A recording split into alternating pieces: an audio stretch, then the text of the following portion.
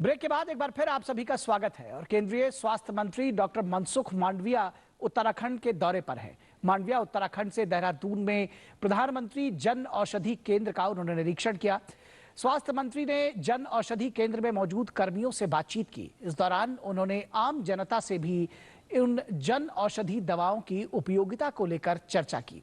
केंद्रीय स्वास्थ्य मंत्री ने कहा कि चार धाम यात्रा के लिए राज्य सरकार द्वारा मांगे गए बजट की मांग को केंद्र सरकार पूरा करेगी। उन्होंने कहा कि सरकार की पहली प्राथमिकता सभी नागरिकों को सस्ती और बेहतर गुणवत्ता वाली दवाएं उपलब्ध कराना है।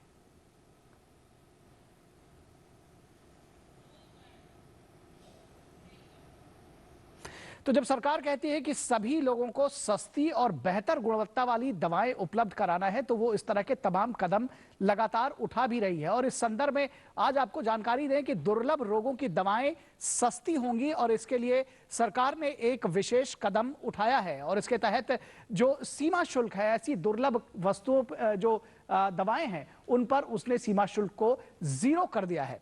दुर्लभ रोगों की दवाएं अब सस्ती होंगी। दुर्लभ बीमारियों के इलाज में निजी उपयोग के लिए आयातित दवाओं और खाद्य सामग्रियों पर सीमा शुल्क से पूरी छूट हो गई है। अब इसमें कोई भी शुल्क नहीं लगेगा। इन दवाओं पर आमतौर से 10% बुनियादी सीमा शुल्क का प्रावधान रहा था, लेकिन अब इसको हटाकर 0 कर दिया गया है। उसके लिए तमाम मांग जो है वो लगातार आ रही थी। आयात शुल्क में छूट 1 अप्रैल 2023 से लागू होगी और दुर्लभ बीमारियों से जूझ रहे लोगों के लिए इससे बहुत बड़ी राहत मिलेगी, क्योंकि कीमतों में लगातार इसमें घटेंगी। वित्त मंत्रालय ने राष्ट्रीय दुर्लभ रोग नीति 2021 के तहत इस संबंध में अधिसूचना जारी कर दी है। और इस अधिसूचना में साफ तौर पर कहा गया है कि अब जो सीमा शुल्क है वो 0 कर दिया जाएगा 1 अप्रैल से।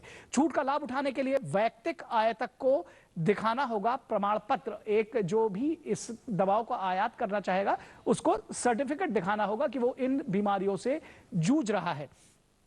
इसके लिए केंद्रीय राज्य निदेशक स्वास्थ्य सेवाएं या फिर जिले के जिला चिकित्सा अधिकारी या सिविल सर्जन से प्रमाण पत्र लेना होगा। वो उनके एक सर्टिफिकेट देंगे कि अमुक व्यक्ति इन रोगों से जूझ रहा है और उसके लिए उसे दवा चाहिए होगा। तो ये एक सिंपल प्रोसेस है।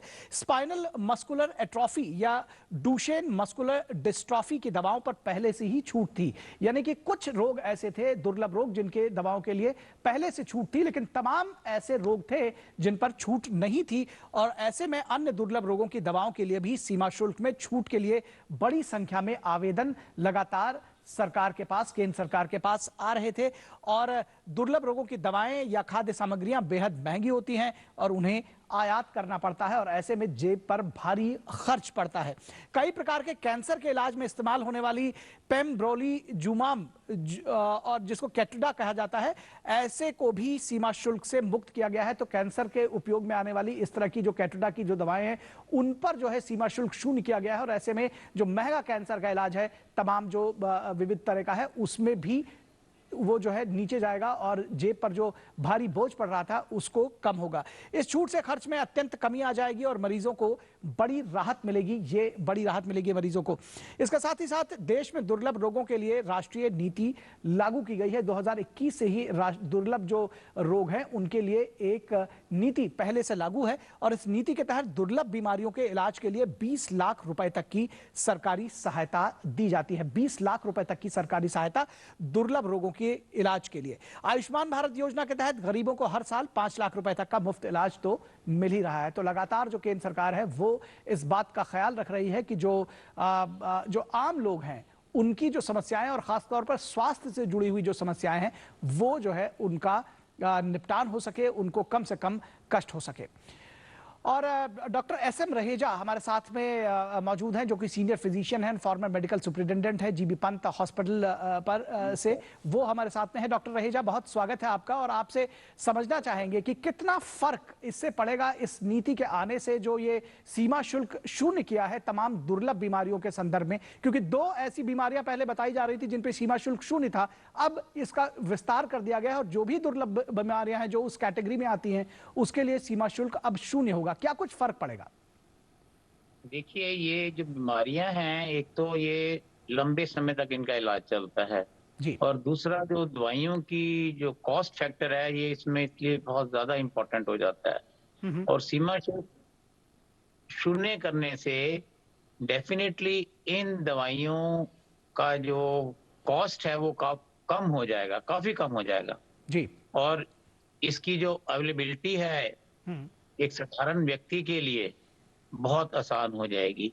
हालांकि सरकार के द्वारा 5 लाख तक का बीमा है, और क्योंकि इसमें दवाई काफी लंबे समय तक और बहुत रेगुलर बेसिस पे चलती है, जी। ये जितनी भी बीमारियां हैं, तो ये एक सरकार के द्वारा बहुत ही अच्छा कदम है।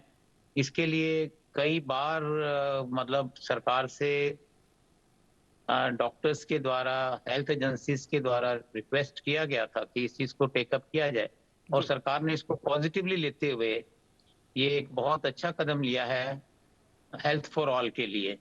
बेसिकली अभी जो एम है हमारा कि universal health care and health for all, hmm. तो यदि आप देखें उस तरीके से ये जो कदम है एक बहुत ही पॉजिटिव और अच्छा स्टेप है गवर्नमेंट के द्वारा, और हम आशा करते हैं कि आने वाले समय में सरकार के जिस प्रकार से नए और नई-नई फैसिलिटीज दे रही है, और सीमा शुल्क जैसे उसमें कम कर दिया, और हर एक व्यक्ति को जो हम आशा करते हैं कि जो हेल्थ केयर है वो हम्म। एक रीजनेबल अमाउंट पे, क्योंकि अफोर्डेबिलिटी, अकाउंटेबिलिटी, एक्सेसिबिलिटी ये तीनों चीजें बहुत जरूरी हैं। तो जी। मेरे विचार में गवर्नमेंट हमारी जो है सरकार इन तीनों चीजों के ऊपर ध्यान दे रही है। जी। जी। अफोर्डेबिलिटी मतलब द कॉस्ट कम हो जाएगा, हम्म। अकाउंटेबिलिटी मतलब quality of medicine, health care maintain रहना चाहिए, और एक्सेसिबिलिटी कि हम्म। हर एक व्यक्ति को जो हेल्थ केयर है अपने आसपास मिल जाए हम्म। रीजनेबल डिस्टेंस पे।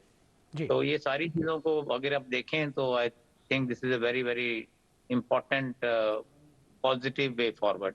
जी। एक चीज ये देखने में आई कि जो ये नियम बनाए गए हैं उसमें सीएमओ से या जो सर्जन हैं उनसे एक सर्टिफिकेट प्राप्त करना होगा, या जो राज्य सेवाएं हैं, स्वास्थ्य सेवाएं हैं, उनसे एक सर्टिफिकेट प्राप्त करना होगा। तो ये कितना, किस तरह से आप देखते हैं कि ये पूरा प्रोसेस होगा, और कितना उसके साथ ही साथ ये भी आपसे समझना चाहेंगे कि जब हम दुर्लभ बीमारियों की बात करते हैं, सरकार 20 लाख रुपए का एक एड पहले से ही दे रही है, कितने कितनी कितनी बड़ी संख्या है ऐसे लोगों की जो इससे लाभान्वित होंगे?